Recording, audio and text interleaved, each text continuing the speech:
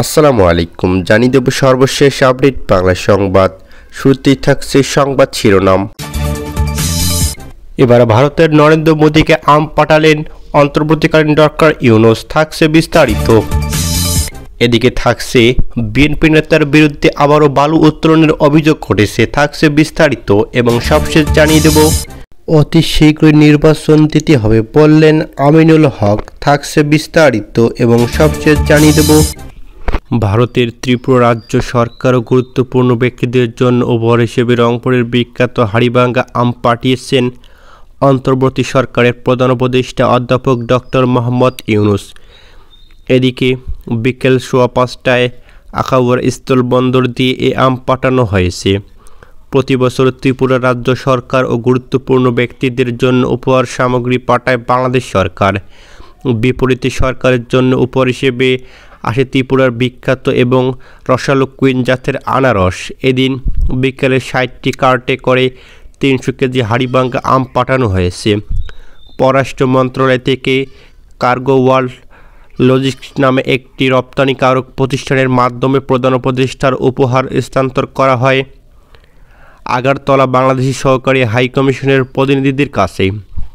এদিকে আখাউড়া স্থল শুল্ক স্টেশনের রাজস্ব কর্মকর্তা মোহাম্মদ জাহাঙ্গীর আলম জানান, রাষ্ট্রীয় গুরুত্বপূর্ণ বিবেচনায় সকল ফি ও আদায়যোগ্য কর মওকুফ করে আমগুলো ছাড়করণ করা হয়েছে। উল্লেখ্য যে আম আনারস ছাড়াও প্রতি বছর দুর্গাপূজায় ভারতীয়দের জন্য উপহার হিসেবে দেশের গাজীপুর নদী খননের বালু চুরির অভিযোগে তৌহিদুল ইসলাম নামে এক কৃষি উপসহকারী কর্মকর্তা সহ তার বাবা ও বড় ভাইয়ের নামের থানায় মামলা করা হয়েছে।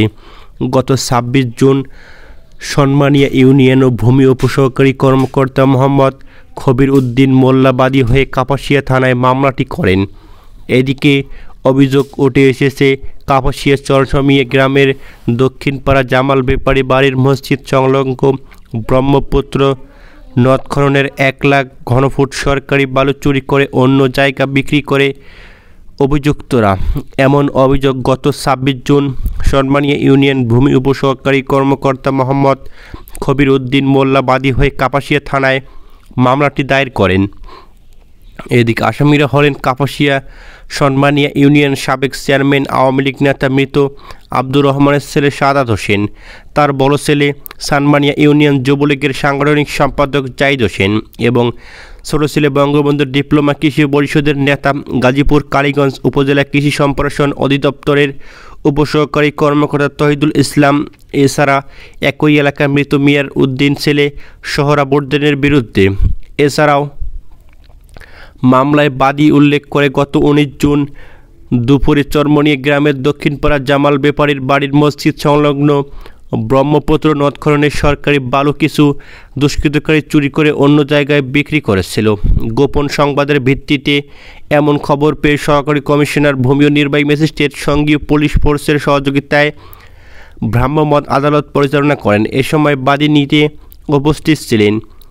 ভ্রাম্যমাণ আদালত উপস্থিত টের পেয়ে দুষ্কৃতকারীরা দ্রুত ঘটনাস্থল ত্যাগ করেন। সেখানে বালু কাটার সরঞ্জামই পাওয়া যায়নি, তবে ঘটনাস্থলে বালু কাটার যথেষ্ট আলামত বিদ্যমান রয়েছে। জানা যায়, ব্রহ্মপুত্র নদ খননের কাজ শুরু হয় 2019 সালে। নদী খননের কিছু বালু নদীর তীরে। বিএনপির কেন্দ্রীয় ক্রীড়া বিষয়ক সম্পাদক ও ঢাকা মহানগর উত্তরের আহ্বায়ক আমিনুল হক বলেছেন, বাংলাদেশের মানুষ একটি অবাধ ও সুষ্ঠু নির্বাচনের মাধ্যমে নিজেদের পছন্দের প্রার্থীকে ভোট দিয়ে নির্বাচিত করতে চায়, কিন্তু সেই নির্বাচনের মাধ্যমে দেশের জনগণ সরকার প্রতিষ্ঠিত হবে। এজন্য মানুষ অধীর আগ্রহে অপেক্ষা করতেছে। এদিকে রাজধানীর বাড্ডা ও রামপুরা থানা বিএনপির উদ্যোগে আয়োজিত সদস্য ফরম বিতরণ ও নবায়ন কর্মসূচি দুটি পৃথক অনুষ্ঠানের প্রধান অতিথির বক্তব্যে তিনি এইসব কথা বলেছেন। আমিনুল হক অভিযোগ করে বলেন, গত 15 বছর ধরে দেশের মানুষ তাদের ভোট অধিকার প্রয়োগ করতে পারেনি। এখন সময় এসেছে জনগণ তাদের নাগরিক অধিকার ফিরিয়ে নেবে। যারা নির্বাচন পিছিয়ে ষড়যন্ত্র করেছে তাদেরকে চিহ্নিত করতেন। আগামী নির্বাচনের পর তাদেরকে আইনের আওতায় এনে বিচার করা হবে।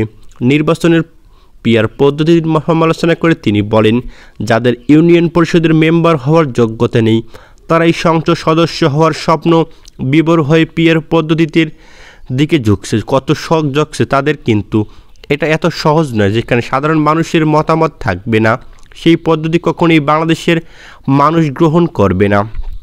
এদিকে বিএনপির এই কেন্দ্রীয় নেতা আরও বলেন, বিএনপি এদেশের সাধারণ মানুষের দল, তাদের জন্যই বিএনপি রাজনীতি করে। সেই সাধারণ মানুষকে সঙ্গে নিয়ে বিএনপি এবং তারেক রহমানের নেতৃত্বে সব ষড়যন্ত্র মোকাবেলা করতে হবে। ইনশাআল্লাহ আগামী ফেব্রুয়ারিতেই জাতীয় নির্বাচন অনুষ্ঠিত হবে। এজন্য সবাইকে ঐক্যবদ্ধ সতর্ক থাকার আহ্বান জানান। নেতাকর্মীদের প্রতি আহ্বান জানিয়ে তিনি বলেন, নিজ এলাকার আইনশৃঙ্খলা পরিস্থিতি ভালো রাখার জন্য কাজ করুন, আইনশৃঙ্খলা রক্ষাকারী বাহিনীর সঙ্গে সমন্বয় রাখুন। তবে স্বৈরাচারের দোসরদের মতো সাধারণ মানুষের ওপর কোনো অন্যায় অবিচার করা যাবে না।